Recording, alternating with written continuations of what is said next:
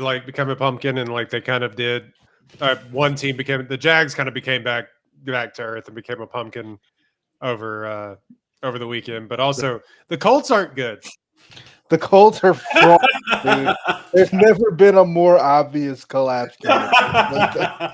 That shit is not going to last. Nah, no way. Danny Dimes leading your team to the promised land. Even if it like with Sam Darnold last year, it took all year. It was literally like the last 2 games where he turned back into a pumpkin. But it's coming. All right. Daniel Jones is going to do it at some point. The Colts are going to win that division by 5 games. No way. Get the fuck out of here. So, sorry to say that, guys. No way. They might not win 5 more games this year. Man, yeah, it's like they're like the Vikings from like 2024 or 2018 or 2014 or oh my God, how's Case Keenum doing this? He's not going to keep doing it, guys. That's why he's Case Keenum. Yeah. Hello, welcome in episode 202 of the One Take Podcast.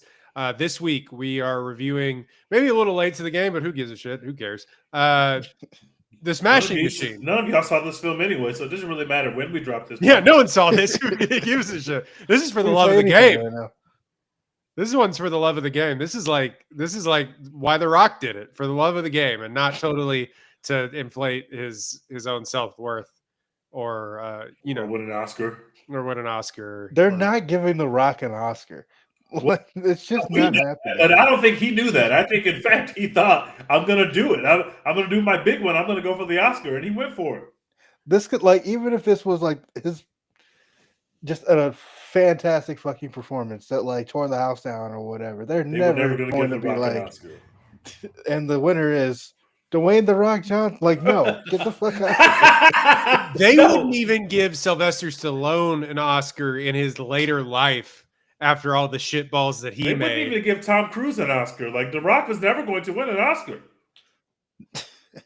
I thought for a moment after he got that, like, those fake standing ovations that they give at those film festivals.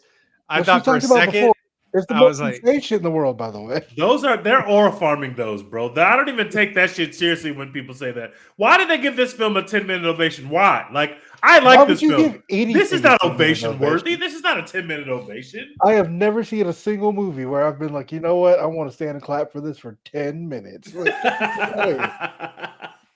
don't worry, darling. I was like, yeah. God. Cloud Atlas. Movie nobody saw. Cloud Atlas. We are keeping Hollywood alive. We're the only people watching these films. Yeah. I was wanting to say we should have probably reviewed The Roof Man too, but I don't know if anybody saw that either. It got really good reviews as well. But The Smashing Machine, 2 hours, 3 minutes, 6.8 on IMDb. The story of a mixed martial arts and UFC champion, Mark Kerr, 65 Metascore, written and directed by the lesser Safdie, Benny.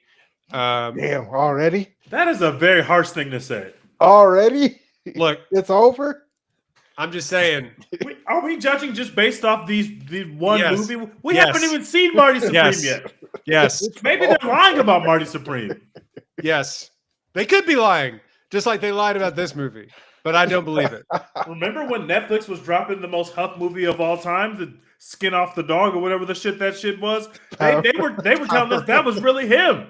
That was the worst fucking film ever. It was awful. I'm just saying. The Coens, one Coen needed the other, I think, a little bit more than the other Coen needed the other. I think one Safdie needs the other more than the other needs the other. Wait, which Coen needed the other Coen more than the other one? Who knows? I might fight this one, but I do agree that there's which one made Macbeth, and then the one that made Macbeth is the one who's winning because he is awesome. I agree. I think it's Joel. Joel is the other one make Drive Away Dolls? Because that's not. Yes, that's over. Okay, never mind. This is a fair insult, or at least for now. They've only made one film apart, so for now, like before you logged on, Dex was just saying like Thanksgiving is going to be awkward. If Marty Supreme is as good as people think it is, like, Thanksgiving is going to be extremely awkward, bro. Because I'm talking the biggest shit in the world. I'm getting bars off. If my shit is about to be Oscar nominated and everyone hated your shit, fuck out of here. Yeah, we wanted to move on to other projects. Okay, sure. Not everybody hated this movie, just nobody saw it. Like, it wasn't even a competition. But that's like who is your quarterback if you've got Dwayne The Rock Johnson for a serious role? Like that's not someone you can run your offense through. Where he's got the other one's got Chalamet. I don't know if this is a fair comparison. It's like having one team has Tua and one has Josh Allen. Like, exactly. Like this might not be a fair comparison. I mean, it could be that one team got Tua and one team got what's his face in San Diego, now Los Angeles. Justin Herbert. You know what I mean? Yeah. Like the talent's there, obviously. He did have Emily Blunt, so never mind. I retract that. Emily Blunt is actually good. Yeah, but in what? But for what? For why? For what I didn't even hate this movie that bad. I'm just saying, like, looking back on it now, we haven't even gotten into the review. Okay. Like that's how I feel about the entire movie. It's just like, oh, all right. Like it feels like it just immediately felt like a movie that they only made because Mark Kerr kind of looks like The Rock, and they thought that was cool. Like, you know, like, yeah. What other reason is there to make a movie about this man? Like, the woke agenda ruined this film. Well, it didn't ruin it. I thought it was pretty good, but the woke agenda ruined this film, and here's why. Okay. I don't even have to spoil the movie to say this. Back in our day, when they made real movies, proper fucking movies, back in my day, when you made a story about someone's life that was a sports movie, you fucking changed the ending and you gave the fucking people in the crowd what they wanted to see. You ever seen Remember the Titans, guys? That's not how that story ended. It didn't end like that. And racism wasn't cured by football. It's actually not the way the story went. Since when?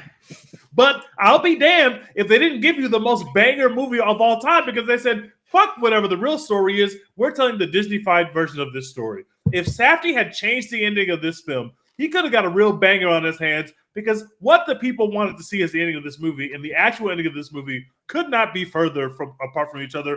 The woke agenda, this way don't make movies about people that are still alive. Wait for them to pass away, RIP, then we write their story how we want to write it. That's the mistake that he made. They started making a movie about another guy in the middle of a movie. Like, right. It's about the movie's about another UFC fighter. They were like, oh yeah, Mark Kerr didn't really do shit in the time period that we're talking about. So the movie's about Mark Coleman. Yeah, we got to make some about Mark Coleman, who like won, who did the thing. Well, we got Republican Teach, so we're gonna check that one off the list. Sorry, I'm trying to tweet out the episode. So the Smashing Machine stars The Rock, Emily Blunt, a lot of other people you really wouldn't know from anything, but Ryan Bader, former UFC fighter, plays Mark Coleman in this. I thought he was really good. He's really good. I thought he was really good. Yeah, he was pretty Just make good. a movie about him. This movie, like Teach keeps saying, well, let's talk about the reviews first. It got 72% critic score, 76% audience score. Dwayne Johnson goes the distance with this. His transformative turn as Mark Kerr in The Smashing Machine, a gritty biopic that sidesteps cliche even at the expense of narrative satisfaction while still landing the dramatic body blows that count. That's the longest review I've ever heard on Rotten Tomatoes. Doesn't land the dramatic body blows that count? Don't say someone went the distance. Just don't write that. Just don't write that. What does that even mean? What does that mean? By the way, dude, $40 million budget. You want to play the box office game?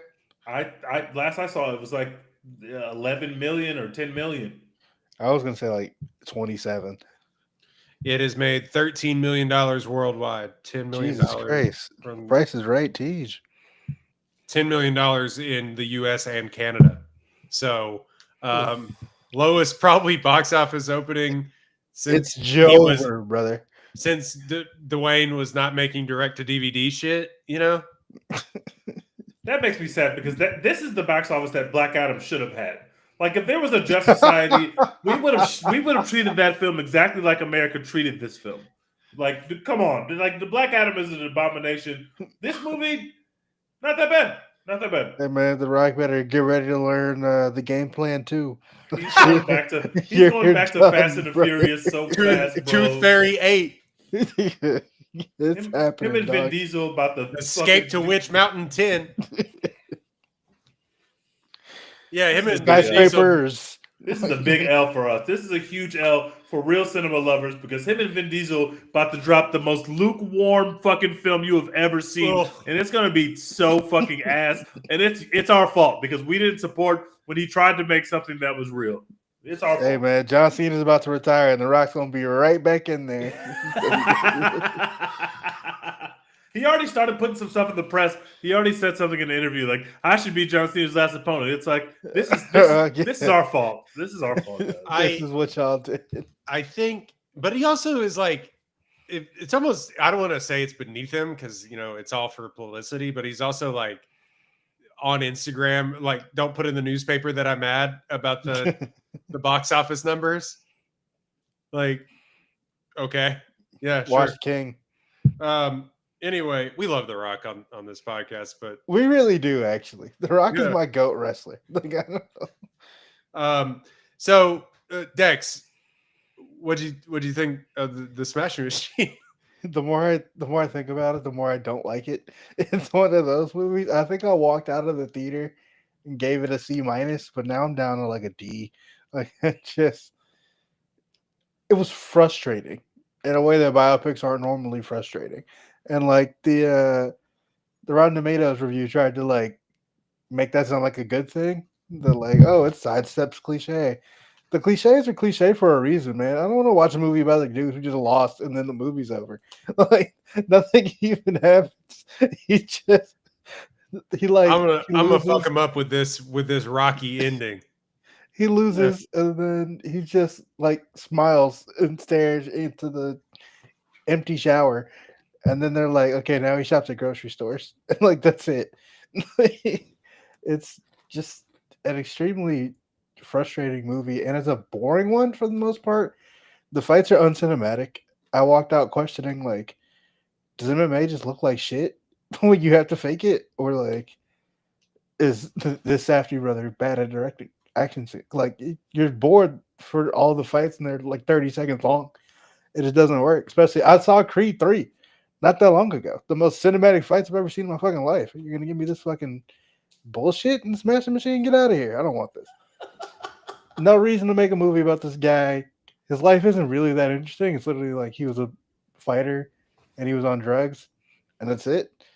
Like there's no other like interesting piece to his story. I hated this movie, man. D.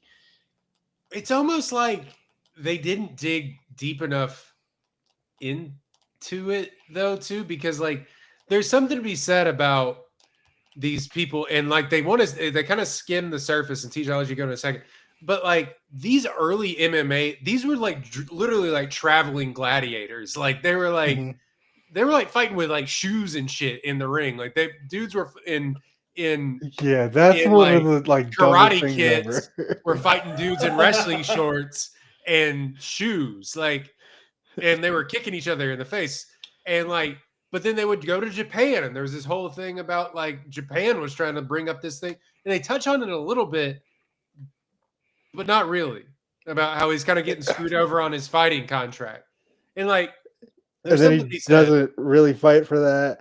They're like, oh, he's trying to like stay clean and help get drugs out of MMA. And we just never really talk about it again. We talk about like, oh, some of society thinks that MMA fighting is extremely barbaric, and then we just never talk about that again. Like, I hate this movie. Teach, what did you think of Mr. The Rock? What did you think of? A lot of what Dex said is true about the movie, but to give this movie a D to me is insane because I think it's incredibly well acted. I think the three main characters are doing some incredible dramatic work. Now, if you could ask, like, what is it all for? Like, why do we care? I can get that. I also think like watching a wrestler fight is not like the most cinematic thing ever. Like, I just don't think it's as interesting as like watching people literally strike, which just looks just cool, just fucking cool. Like when you're watching an action movie that has nothing to do with organized sports and fighting, what are they doing? Like, they're not wrestling each other. They're punching the shit out of each other because that's more cinematic. But I'd argue, even in like Warrior, which is a highly unrealistic MMA movie, but it's really entertaining. It's like some of the best fight scenes. Dexter, they're striking. They're like, but Joel, the not Tom Hardy character, I'm forgetting his name right now, but like he is like technically a grappler in that movie, and like most of his fights are won via submission, but it's like it's not that kind of like prodding, like laying on top of you wrestling sort of thing. Mm-hmm. It's a lot of like arm bars and like rear naked chokes and like ankle, all those ankle holds and things like that. But then they stand them up and then they still fight a little bit. In this, it's like the true like Greco-Roman. Yeah, like he's literally just trying to take you down and then just like lay on you if he can. That's literally what he's doing. But I think the stuff that The Rock is doing on the dramatic side is just like, it's compelling to me. Like, to see The Rock assume a character who's like heart of gold but doesn't have it all figured out, and to be put into this relationship where it's like you see her flaws very easily, you see his flaws very easily, and you kind of see where their communication is breaking down. Like, I thought that stuff really worked. And I also just think that for The Rock to get on screen with Emily Blunt in a 10-minute scene where it's literally just them going back and forth with dialogue, like, that cannot be an easy thing to do, especially if you don't like the Rock is an actor, and the way that I like The Rock is like an actor, but he doesn't actually act. Like, he has not been acting. He's been acting like The Rock. He's been doing The Rock in all these movies, and just The Rock cool as shit. His role. That's what it is. Like, The Rock is his role, but he hasn't actually been acting. So to The see Rock him, is like, an actor, like we are actually podcasters. Yes, exactly. Like, but to see him actually act against somebody who is like Emily Blunt is just incredibly talented. Like, she's just really good. Like, for me, that did something to me. Even if I didn't necessarily care about the story, like, I agree. Like, this just feels like every biopic you've ever seen. Like, these people love each other, but drugs is interfering with their ability to communicate. Like, drugs are bad.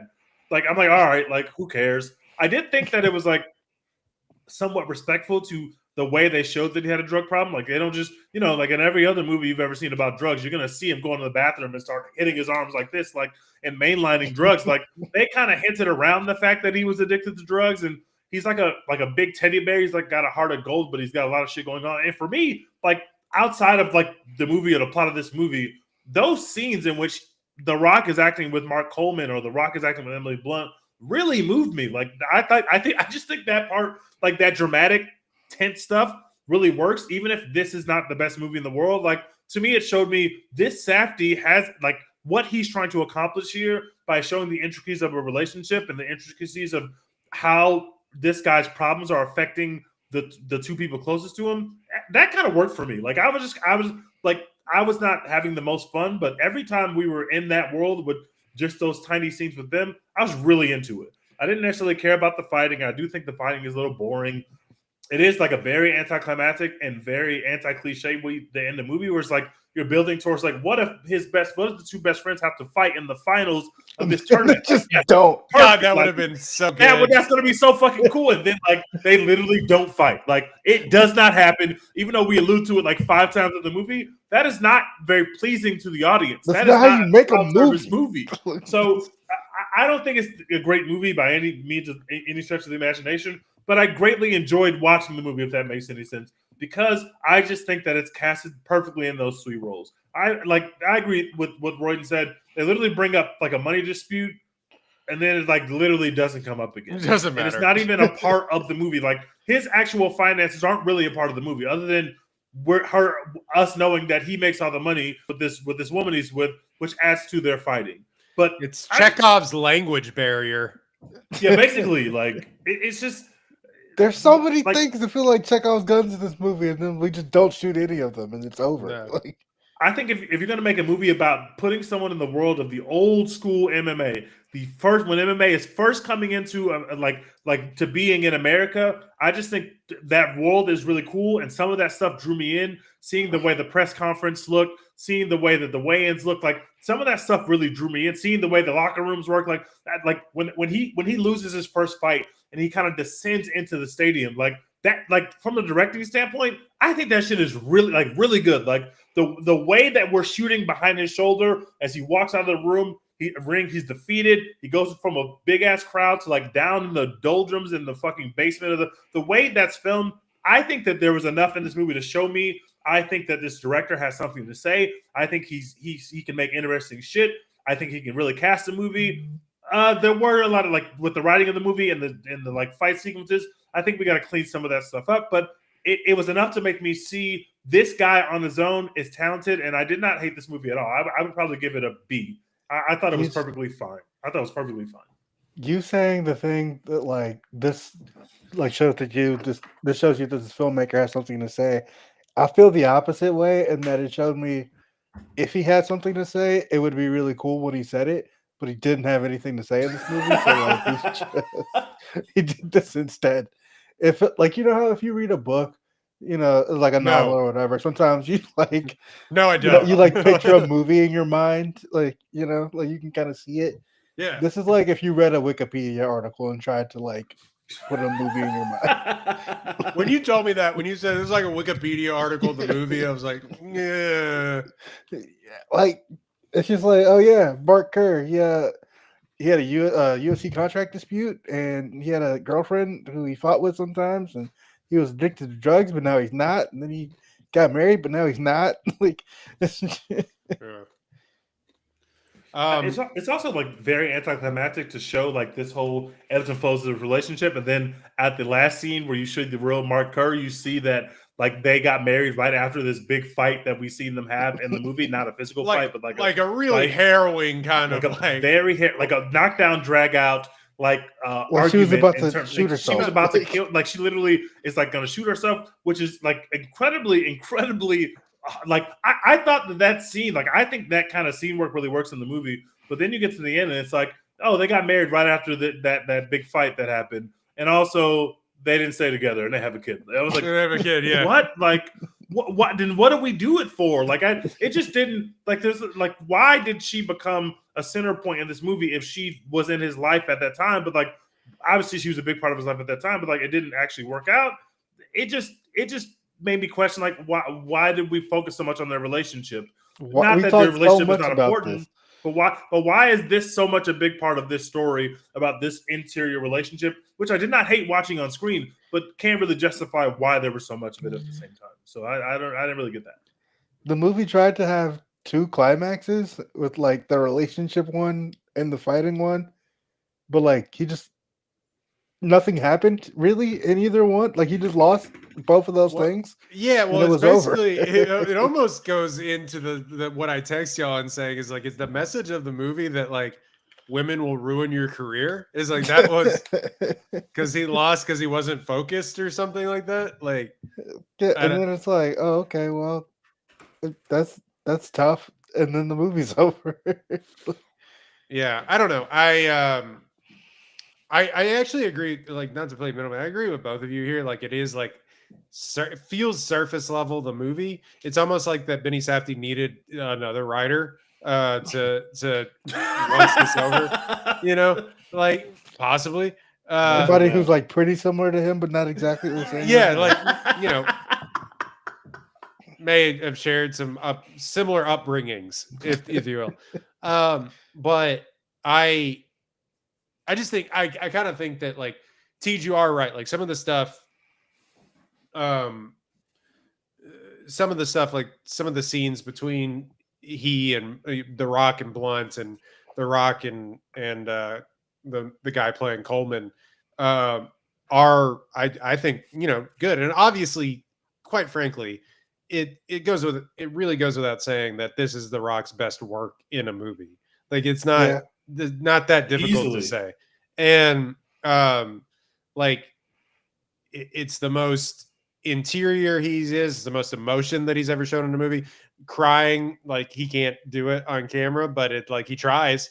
And it still works. It's still effective. Like him coming to grips with like admitting that he actually has a drug problem and stuff like that. Like, and it does a really interesting thing where it like he chooses to start in media res with this movie, where it's like he's fighting, he already has a drug problem. There's already relationships that like this relationship is already on the rocks because like the first signs of like you think it's okay, and then she goes to Japan, and then it's like, oh, actually something is like much weirder here on the surface. You people are deeply broken. Yeah, exactly. But he doesn't tell you that. It just kind of happens. It plays out that way. It's not like we have a bunch of background information. It just like it was weird and good at the same time, where he was just kind of like, actually this sucks, and she's crying and stuff like that, and you kind of get like, oh, I know all I need to know about these people whatsoever. Unfortunately, he doesn't do Emily Blunt any favors. I kind of think Emily Blunt did a favor for The Rock in being in this movie because they're good friends and have been in a couple of movies together now. This is like the Oppenheimer character, which she was nominated for an Oscar for, but like the worst. Yeah. And I didn't view it like that. I thought that he was just as bad to her as she was to him. I think that's what makes it interesting. Well, Oppenheimer wasn't nice to that lady, really. Well, that's why I think it's different, because like I think that Mark and the woman like were equally bad to each other, so it didn't ever feel like she's holding him back and she's being selfish, because she was doing that, but also like he's being selfish and being way too hard on her, and also was like taking out his other struggles on her. So I thought because it was balanced and like who is in the wrong in this conversation, who is in the wrong in this interaction, it didn't ever feel like she was just there to kind of like just derail him at certain moments. It didn't feel like that to me. It was like that at first, and then he got off drugs, and then she was the worst. Yeah, as soon as he gets off drugs, the tone of the movie shifts in that direction hard, and to the fact where it's just like she almost like blows up his career, and like she has to go to jail, and then she's never seen, not jail, like a mental institution, is never seen before, never seen after. I mean, and you're just kind of like, okay. And then it's almost like Emily Blunt had to fuck off and go to another movie. They just tell you at the end, oh yeah, they got back together. Like what? Yeah, breaking news: the worst couple you know gets married, has a kid, and gets divorced. You're like, why'd they do that? And then they just are like, it doesn't matter why, they're divorced again. It doesn't matter why. Yeah, I don't think like she does a good job playing it. I don't think it's a good character at all. I think it's pretty reductive, to be completely honest with you, of a character. And I think that Emily Blunt should, play something else besides the wife character. I mean, maybe there are the roles that she needs, but I don't know. John Krasinski, though, can you fight? I don't think he can. I'm whooping Jim Alpert's ass. I don't care. I challenge you to an Agni Kai. She looked good. But yeah, I think it's The Rock's, obviously his best movie. Quite lately, even though The Rock is like doing a bunch of stunts and stuff, or I don't even know if he does anymore, but like used to in all of his movies and things like that. Was this also one of his most physical performances as well too? He's really like in there. Like I think the wrestling background really helps with all of this, obviously, but yeah, he really threw himself into it. And I will say one thing about this movie that I don't think is going to get talked about, and it may actually, if it gets nominated for anything, the makeup in this movie is crazy. Yeah, it is. Best cauliflower ear that I've seen in a long time. Yeah, I also noticed that at one point. I was like, damn, these are fucked up. Yeah. Also, yeah, his like eyebrows and like the you know what was throwing me off the entire time? The Rock with hair. Yeah, it was weird. And then at one point he shaves his head and becomes and it's just The Rock again. It's just like, oh yeah, that's just The Rock still. I don't know. Sorry, chewing ice now. That was horrible podcast etiquette. But my entire thing, I did leave being like, okay, but to what end? Mm-hmm. Why? What? And we've gone in circles now saying this, but are we telling the story of the early UFC? Are we telling the story of Mark Kerr, but starting like towards the end of his actual career? Yeah, it just doesn't make sense to me. Like are we telling the story of Mark Coleman?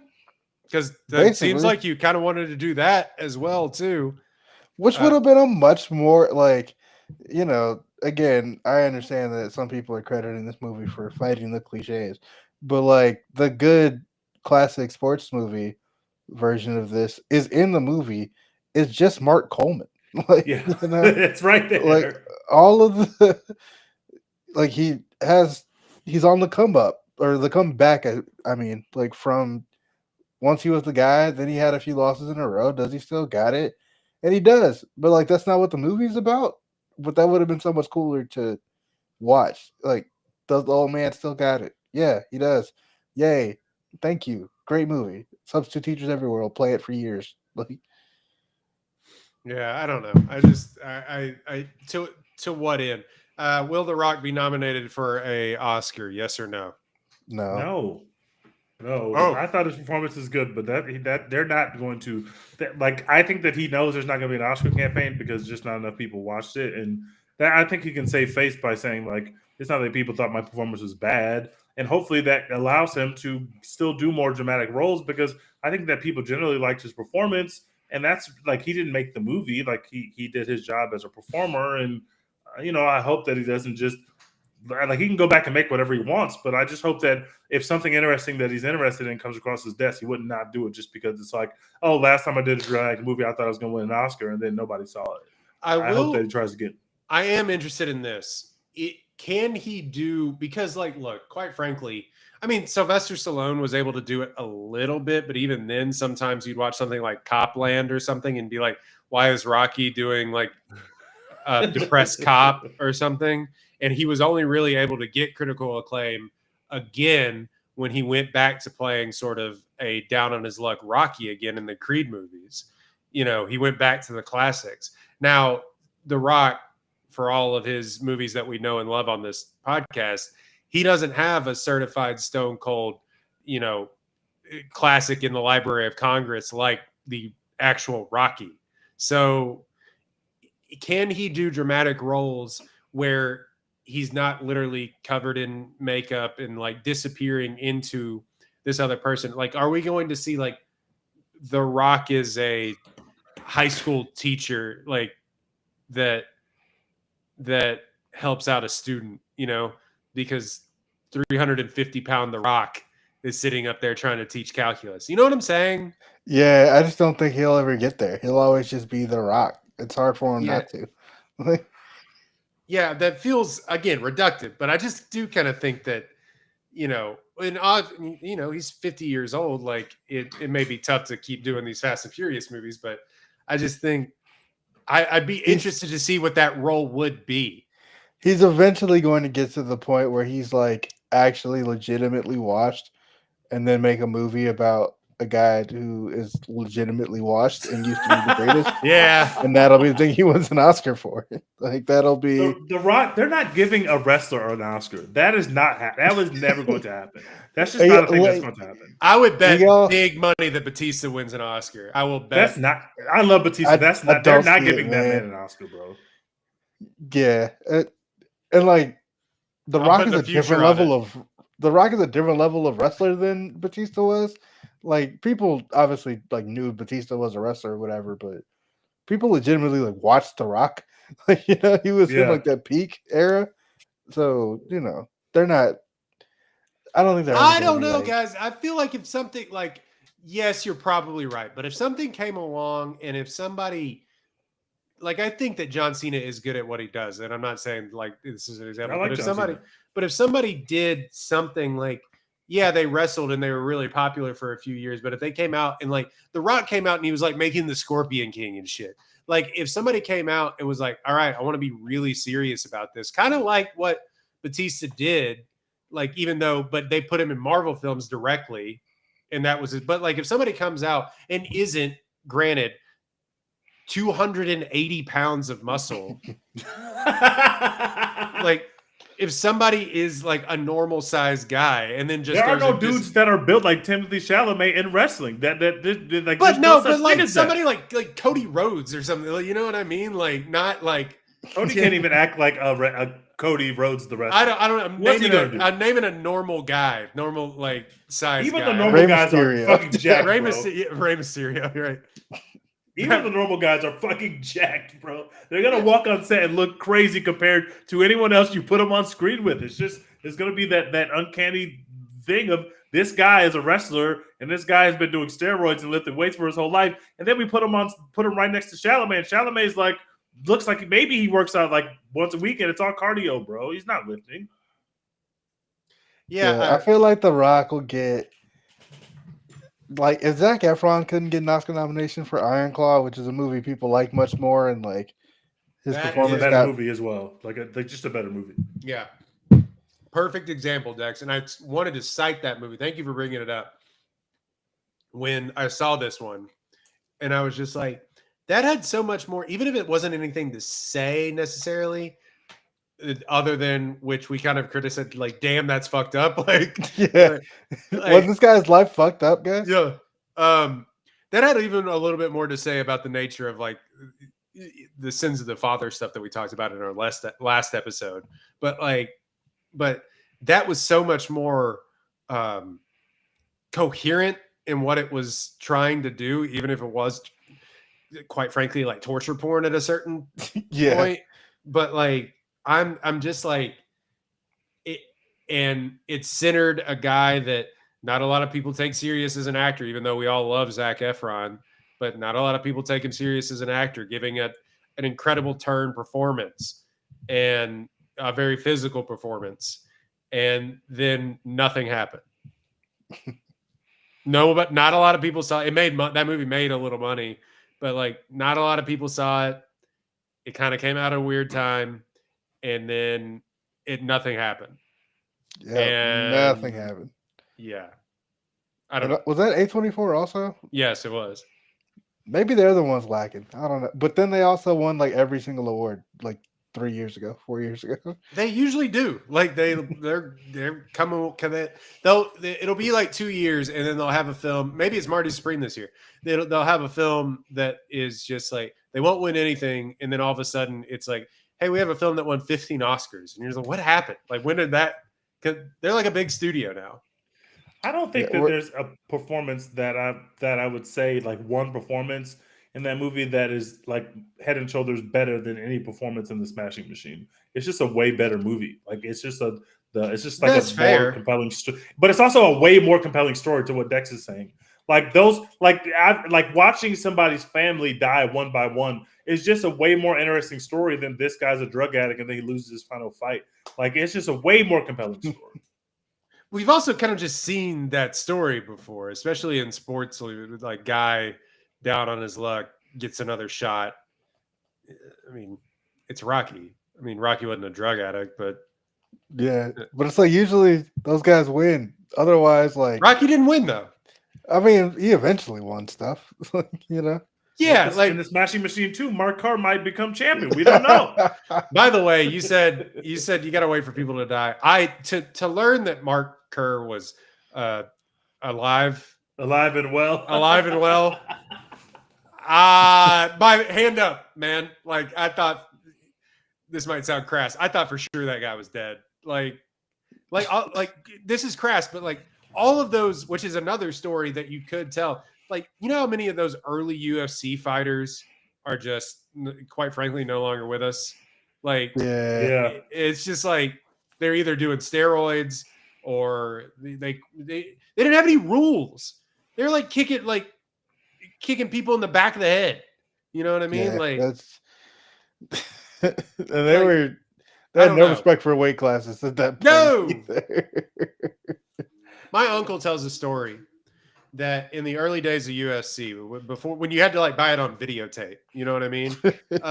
He was saying he and his wife went to Vegas or something, and they got on a plane and he saw all these big burly guys like get on this plane, and he was sitting.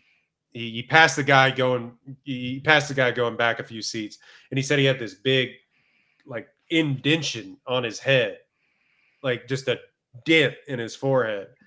And he came to find out that it was like early days UFC. And the guy said the guy said he could overhear him say, "Man, next time I do this, I'm going to shave my chest hair because that guy grabbed a hold of my chest hair and headbutted me until I passed out."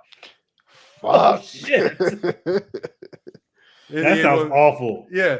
Oh, my God. Wouldn't let go and headbutted him until he passed out. I can't believe that.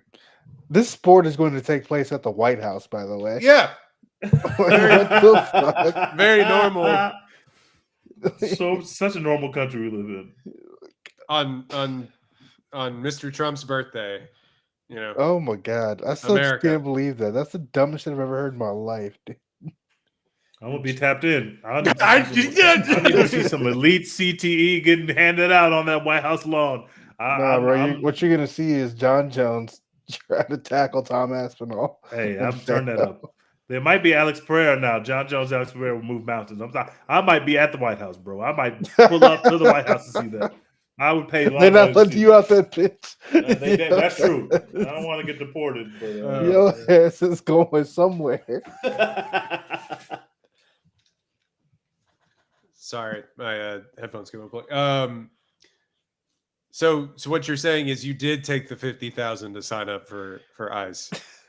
I did not. No, those fat fucks can't fight. You seen the pictures of how fucking fat those people are, bro? What an embarrassment of a country, bro. You just let any random out of shape man. Team 6.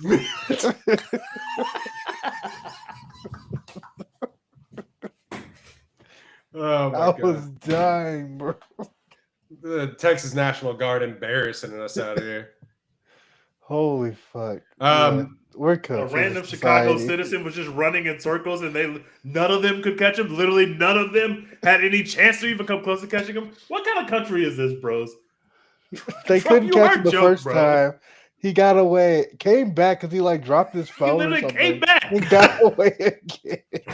That's insane. Teed said if I was in charge, nobody'd get away, is what he said.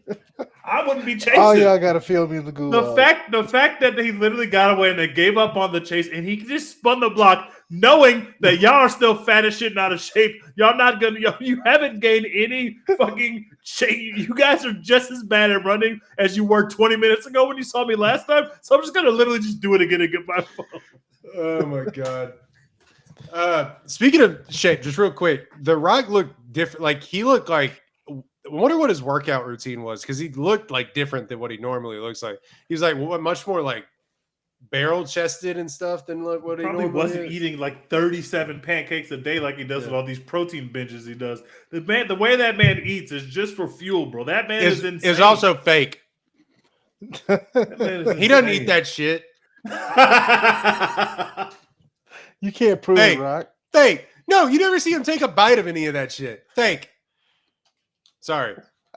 I love The Rock. He also pisses me off. I was in there to see Skyscraper day one. So that's the kind of fan that I've been with this guy for a long time. But also those Instagram posts, dude. Get real. Yeah. He tried almost single-handedly ruined John Cena's retirement run. Fortunately, they wrote themselves out of that corner, but oh my God, he almost fucked the whole shit up.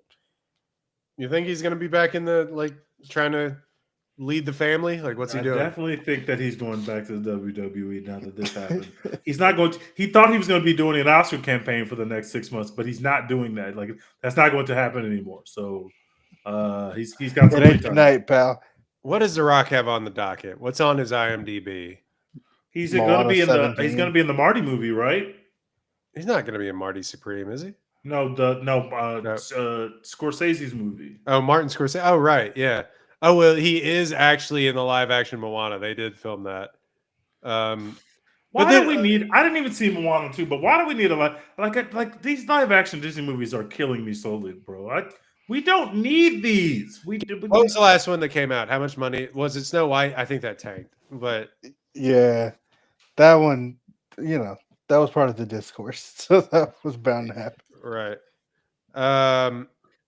Discourse ate that movie alive. But I was going to say they're making a Moana because the first Moana made $1 billion and the second Moana made $600 million. Was the second Moana good? Is it good? Apparently, I don't know. People don't like it that much. The first Moana fucking bangs. I totally understand. Fucking bangs. So according to IMDb, what's on the Rock's docket is Moana, and then guys, we're right back in it. Jumanji 3, Fast X Part 2. See, like, why do they want to make a part 2 to a movie that legitimately everyone hated? Fast X is a mess. It's an absolute mess. The Fast and legitimately Furious in the group chat before this movie came out, the homie Garrett once again was like, "I think The Rock's going to start taking serious roles now. He's changed." No, he hasn't. No, he hasn't. No, He's still The Rock. not. There's a couple on here. Untitled Hawaii Set Crime Drama, which is, I think, a Martin Scorsese movie, which, Martin Scorsese has threatened to retire like 18 times. So we'll see if he gets to that before he retires. But The King, which is interesting, is called, basically he's playing King Kamehameha, but Robert Zemeckis hasn't made a good movie in 10 years. So there's that. Maybe longer than that. Also, why is Robert Zemeckis making that? Anyway. San Andreas 2. We're back. We're back. They're making another one. He's still The Rock. Like, I never saw the original, to be honest with you. I never saw the original either. It's fun and dumb. I was there for most Rock movies, but not all. Yeah, The Rock's best performance. So what? That's unfortunate. I don't know how Emily Blunt's like top 17 performance. Yeah, sure. I'm trying to look at like what even I would compare this to. Pain and Gain, people were kind of giving it, but like I don't know how many people actually like Pain and Gain. Not bad. Not great. We still have never watched Southland Tales. Apparently one of the funniest movies of all time. I need to see it. The Scorpion King. I've been saying that all 5 years we've been doing this podcast. We've been doing this podcast for 202 episodes plus. In episode like 7, we started the bit that we were going to watch Southland Tales, and it just never fucking happened. Fighting with My Family. Ballers. This is kind of a similar count. Fighting with My Family for like 7 minutes. Yeah. They barely counts. The last live action Disney movie was Lilo and Stitch, and that movie made $1 billion. Like that's why they're gonna do it. Yeah. So. God. Ballers, very similar character. Pain pill addiction. That's right. He was a pain pill addict. I never watched Ballers. The first season of Ballers is actually not bad very at good. all. Yeah, I like it. It kind of wore its welcome out, but John gave us John David Washington really in earnest. So there's that. All right, what are we watching? Succession. I'm in season 2 now. How are you? What are your thoughts? You're a stronger man than me. Still never done it. I'm having a great time. It's fucking amazing, man. I hate them all, but I'm like, I want all of you to succeed. But like, y'all are fighting against each other, so you can't all succeed. Someone has to fail. Like, I don't want any of y'all to fail, but I want all of y'all to fail. Roman is one of the funnier TV characters I've watched in a long time. Yeah, he's really good. He's really fucking good, but also he's such a stupid little shit. I love loving them and I love hating them. They're all just so. Ugh. But yeah, mostly just Succession. I watched The Northman again. Man, I have been like talking to people about The Northman again, so I sat down and watched it. And yeah, still hits. Still fucking hits. This is the official podcast of The Northman. Y'all go watch The Northman. If you haven't ever watched it, if you're like, I should watch that. Do it. Do it. What about y'all? I have been watching PTA movies because I'm still kind of obsessed on this kick. I watched The Master last night. Weird Scientology vibes in that film. What? I've also been watching. I was watching Peacemaker, which just ended. Great season for season 2. I'm also watching Gen V. Apparently, the ending was bad. People didn't like the ending. I didn't think it was bad, but it was different. It was weird. It was like a music video. It was super weird, but I kind of liked it. I've been watching Gen V. Kind of bored. Oh, I gotta tap back in. kind of bored. Getting scared because I wasn't a big fan of The Boys season 4, and I haven't been the biggest fan of this season of Gen V. Kind of getting nervous for the last season of The Boys, but I will be there. But I'm kind of getting nervous. Gen V's not all the way bad. It's not like a bad show. It's just not as nearly as good as season 1. I love The Boys, but they got to change the bit. Yeah, it feels like the bit, like the real life has caught up to the bit in a way that they can't really. They didn't anticipate, and you could see it. But I think that's all I'm watching. Oh, I just finished, or I'm watching Task. Task has been pretty good. Like Task is good. I'm enjoying Task a lot. Watch the first episode. I need to really get into it. Tap into it. They just got their penultimate episode out, and so it ends next weekend. And it's been a good ride. It's a very solid show. That might be my flight download. Yeah, I've been really enjoying Task. They're turning up on Task, so I can't wait for the Task finale. I think that's all I'm watching. I think that's all. I haven't been to the movies yet. I did go see The Matrix. And you guys know what the hell are those things called? It's like those big 3D projector screen places. I forgot the name of it, but they're on all the. The one they have one in Dallas. What's that thing, the Cosm. There you go. I went to go see The Matrix in that, and The Matrix is still the coolest movie like has ever been shown. Like, ever. What? Describe that experience real quick for those. So it's like it's better for sports than it is for movies. Like I'll start there. Because for sports, you got all these views, but the main big view is basically like you're sitting right on the sideline of the game or right in the end zone of the game. It depends on which camera they're using. And it is just so fucking cool. The sound is amazing. For the movie, they have all these things they project on the sides, and then the middle screen is just like the film. But they have like, you know, when he is dodging bullets, like there'll be like bullet fragments on the other screens that look like they're coming at you. Or like when he's jumping off of the building, they'll project all these other buildings that make you look like you're in the skyline of the buildings as you're jumping on the buildings. So it's cool. It's not nearly as cool as watching a sporting event there, but it is pretty cool. But I would recommend going to watch a sporting event at Cosm more than I would recommend going to see a movie there. But if you're going to see a movie there, go see The Matrix. It was pretty fucking cool. Yeah, it looks like it would be overwhelming. Yeah, that's what I thought too. But then I watched a college football game, a college football playoff game there. It was dope, bro. It was fire. Isn't it all though dependent on like where you sit though? Because aren't some seats like obstructed? No. Well, kind of, but not really. Not really. Like the screen is so damn big that no matter where you sit, you can sit in the bad seat and still have a great view of everything.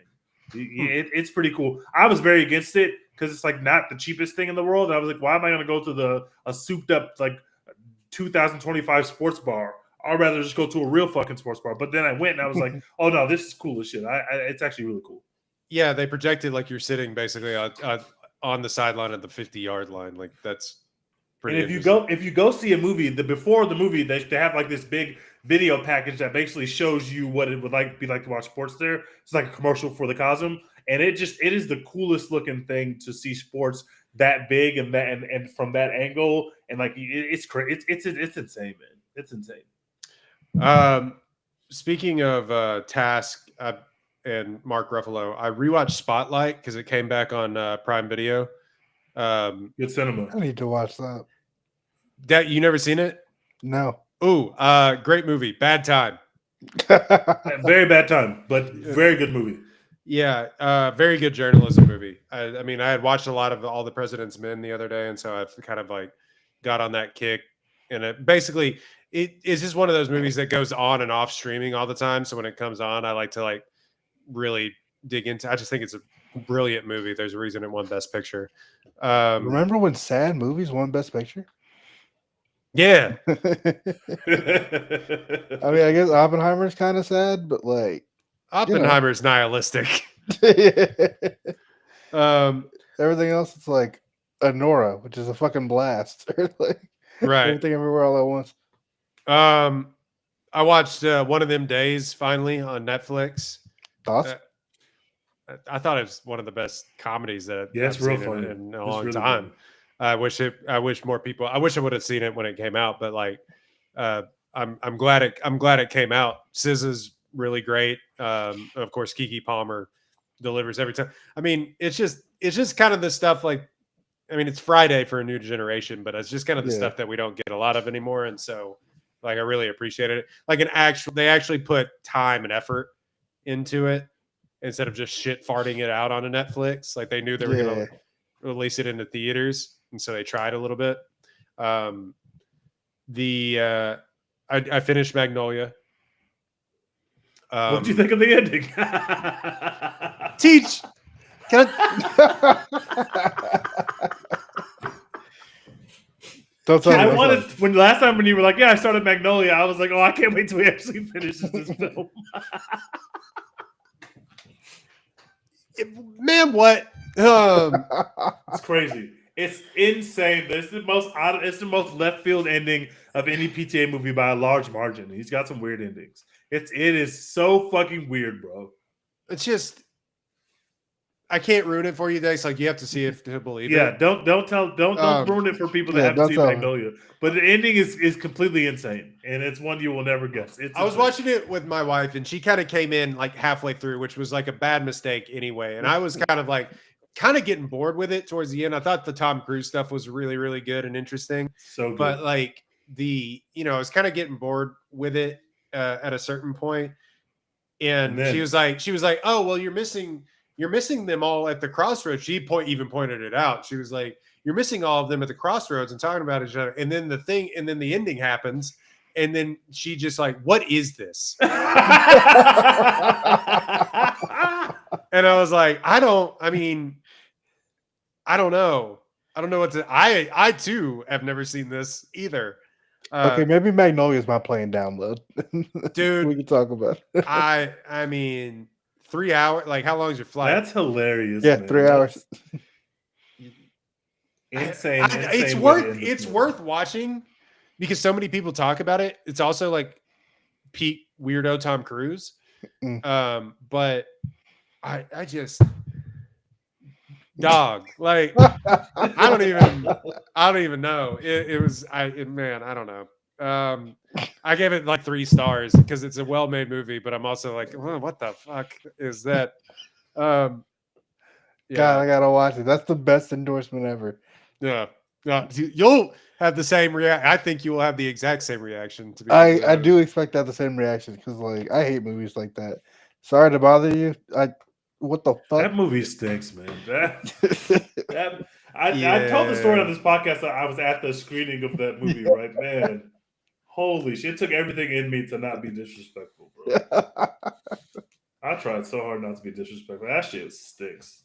Is it one of those kind of things, or is it like it is? It's very much like it's that way. It's like it's the most random ending that you've ever seen, and you'll be like, Why did I watch this to get to that? Which is kind of the point. It's literally the point of the movie, but like also, yeah. Only a white person could have walked into the studio and said, "This is my idea for a movie," and they said, "Sure. How are you going to end it?" And he said, "Well, I'm going to do this," and they were just like, "Yeah, let's do it." Like only a white person could get that off, bro. You'll see. When you see, was he still on coke? Of course he was. Yeah, this is definitely in the coke era. But he was apparently like coming down, like he was trying to figure that part of his life out. Like he was actively trying to stop. But I mean, that's just that's one thing you do once. Like if you tried to end There Will Be Blood that way, there would have been blood in the streets. People would have rioted. Yeah.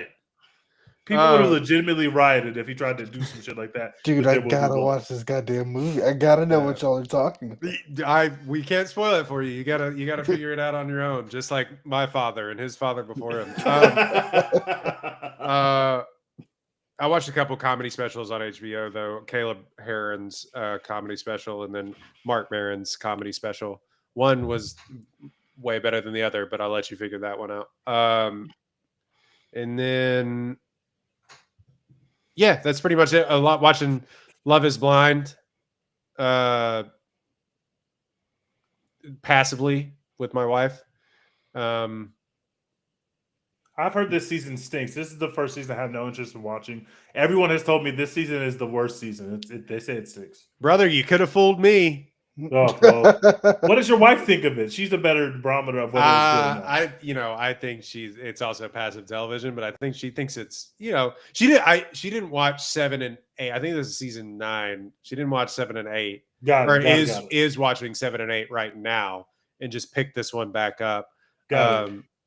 There's some like active toxicity in this that I like immediately latched onto, that I was like, yeah, all right, sure.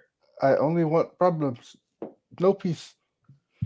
Like, but yeah. Anyway, I don't even know. What's the hierarchy of those reality dating shows these days? Like, is Love Island above Love is Blind? The title belt easily, because so many people were watching it, and a lot of people hadn't been watching the U.S. version of Love Island, because Love Island was the people who really watched Love Island were watching the UK shit. Country.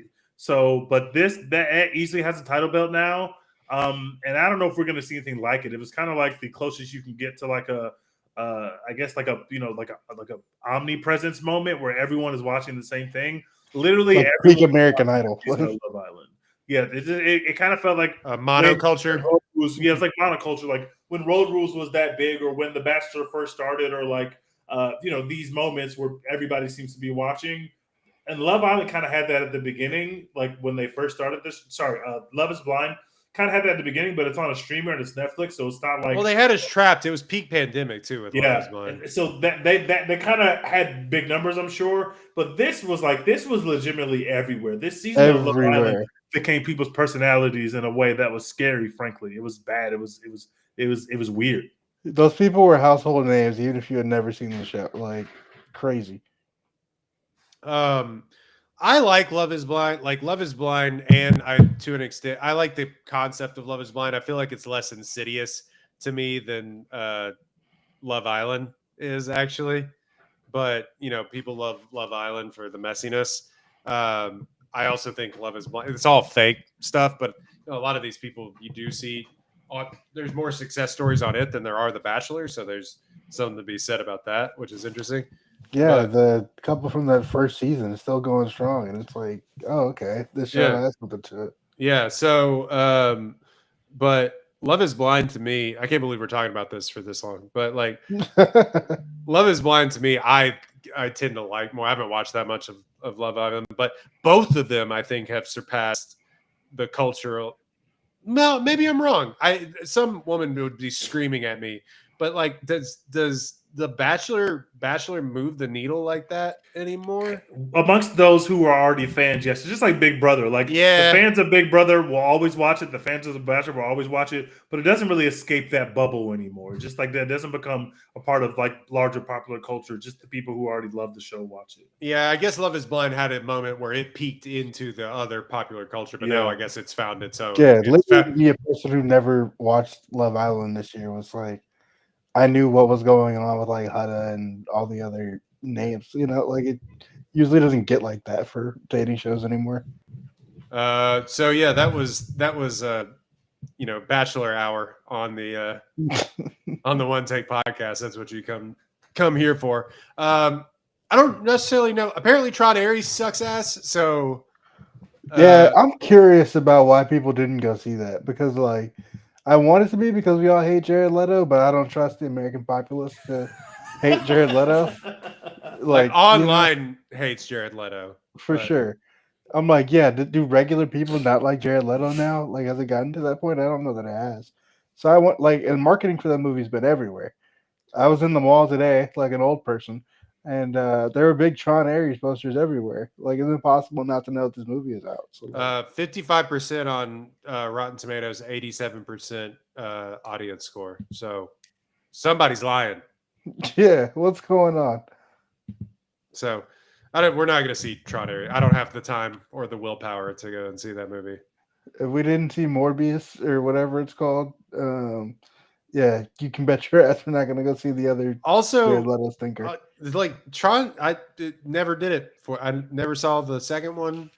Like I think any Trons, and that trailer doesn't do much for me. I don't think I'm going to be in the Tron. People fucking love Tron. Like I think saw they're lying. Also, when it came out, and never thought about it again. Really, it was like a fine movie, but. How much do you want to hear the musical stylings of Nine Inch Nails versus just having Trent Reznor do a score? Those are two very different things. Those are two extremely different things. I don't understand, but like, I don't want to hear Nine Inch Nails songs as I'm watching Tron. I want to hear But Trent apparently Reznor the soundtrack rips. The soundtrack is the thing. How much you want to like, bet yeah. it's the same exact shit, Teach? Maybe it is, but it's like that It just feels Little different. Wayne, that Little Wayne meme where he has the money and like he's like, yes, take the money. One, he's like, ill, take my money back. That's Nine Inch Nails versus Trent Reznor's score for me. And they might sound exactly the same, but I have never just put on some Nine Inch Nails and be like, yeah, let's vibe out to some Nine Inch Nails. That's just not my vibe. Let's see. At the end of this week, Good Fortune and After the Hunt come out. And If I Had Legs, I Would Kick You, or whatever that movie's People called. have been shitting on After the Hunt. I think it's not #real cinema, and it looks like all the Oscar buzz is gone once people actually saw the movie. So much power behind that movie too, which sucks. They only got a 2-minute standing ovation. So. And it's not even in the discourse yet, and people are already shitting on it. It's not even in the #discourse yet. So that's not a good sign for a movie that's about what it's about. People seem to just hate that director now. I don't know why. That we turned on him, but Guadagnino? Yeah. Like people are like, yeah, I told y'all he's ass. I don't know. Maybe people are wrong. We all saw Challengers, brother. Challengers is the thing that happened. I did not see Queer, and it seems like nobody else did. Nobody else watched Queer. Did it come out? It's out. It streams. It's on HBO, I think. It's out. Never saw it come out. Yeah, it's out. No one saw it. Also, Call Me by Your Name is a stinky bottle of dog poo poo. It goes in the same vein as Licorice Pizza, as the creepy baby nasty movies, and I'm just not into those kind of films. But I think Luke is good. Challengers is a thing that happened. You can't make Challengers and be a bad director. Not possible. Facts. I mean, we've seen bad directors make good movies. Shh. Yeah, okay. Yeah, one of them made The Godfather. And The Godfather 2. Fool me once. Oh my god. Yeah, what I am gonna watch though, real quick, the Matthew McConaughey is just in movies again. One's on Apple right now, so I'm probably gonna end up watching that. Oh, the fire guy. I forget what it's called. Has anyone seen the DDL movie? No. What? Oh no. Daniel Day-Lewis is in another movie. I think it's his brother-in-law's film or somebody he's related to his film. I think it's his son. Yeah, it's his son. His son's film. Okay. People said it's okay or bad. Yeah, I haven't heard anything about it. Oh, it's called The Last Bus, by the way, the McConaughey movie.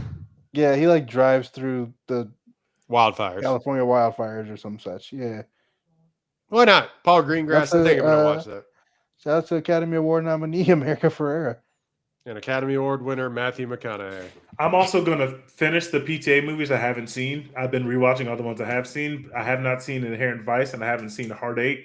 So those are my next two watches. I'll be watching those over the next couple of days. I don't know if y'all have seen either of those films, but I'm excited to dig into them. Those will complete my PTA set. I've already seen all the other PTA films. Yeah, Inherent Vice is free on Prime, so I just need to watch it. But I'm glad you told me that. Good. I'm gonna watch that. All right, that has been a One Take podcast. Somehow we made this an hour and 8 minutes. I don't know how we did that, but yeah, exactly. But Love Island. Yeah, thank you so much for liking, downloading, subscribing. Go follow us on YouTube. Get these episodes early, and we will try to drop this as soon as possible. We'll keep you abreast of what we're going to review next, or we could just review something and then drop it like we normally do. But Dex, as always, what are we doing? That's Export Florence Pugh. We're cooking. The Thunderbolts Oscars campaign is still underway. Right. Let's nominate her and Lewis Pullman. Hey, that's not happening, guys. That's not happening. What? I want to stop this right now. I forgot that movie even happened, and I like this movie. That's a good movie. I'm not saying it's bad, but it feels like that shit was 3 years ago. Bro. It does. It does. I haven't heard that name in ages. This is a name I haven't heard in a long time. Yeah, I mean, there were too many superhero movies this year. We did a little too much, and they were big ones too. They weren't just little superhero. Like you got Fantastic Four and Superman right back to back. That's crazy. Remember when they made Captain America black and he fought Harrison Ford on the White House lawn? He was already black, Teach. We had we had 3 years. Marvel movies this year. Oh, that's insane. They made Captain America black in 2018. Do you think that Trump got the idea for having a UFC event on the White House lawn from Captain America: Brave New World? He 1000% saw that movie. It was like, yeah. It was either that or the AI slop videos that they show him when he wakes up in the morning. That can neither be confirmed nor denied. Anyway, he was like, I want to go to the UFC fights. I just don't want to have to like go anywhere. I don't want to be on a plane. I don't want to drag my club foot around. All right. Anyway, we're out.